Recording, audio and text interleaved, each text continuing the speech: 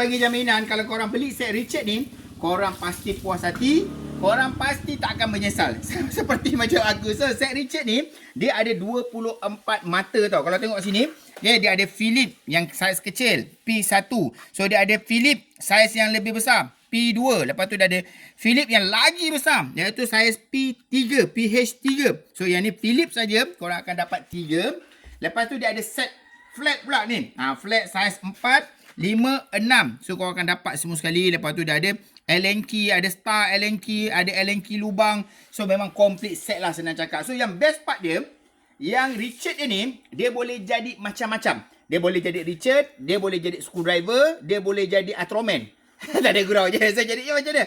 So ini Richard, Ni Richard. Okay, kalau nak adjust forward reverse, adjust kat sini. Dia boleh adjust forward reverse Richard. So tak payah nak cerita banyak. So set barang dia ni, katalah kita nak pakai Allen key, masukkan kat sini saja. Dah jadilah kepala apa ni, senang cakap kita boleh tukar-tukar lah. Senang cakap macam tu. So macam mana dia boleh jadi screwdriver? Korang bukakan dia punya set ni.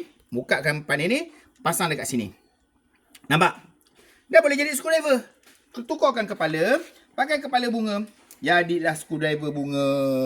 Function tak? Function sangat-sangat dia punya. Ni semua boleh buka ni. Ni boleh buka celerai sini. Ni boleh lerai sini. Ni boleh lerai sini. So ni boleh lerai sini. So mesti kau cakap, bang, kalau boleh banyak lerai ni bang, takut barang-barang ni semua hilang. Sebab itulah dia datang satu set, siap dengan box dia macam ni. InsyaAllah kalau korang simpan, dia tak akan hilang lah. Dia datang satu set siap dengan box ni.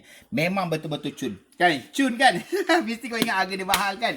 Tak. Harga dia tak mahal pun. Sungguh saya cakap, kau pergi dekat dalam beg kuning, korang tengok berapa harga dia. Korang pasti puas hati punya. Set Richard Plus screwdriver ni. Pergi tengok dalam beg kuning saya. Assalamualaikum.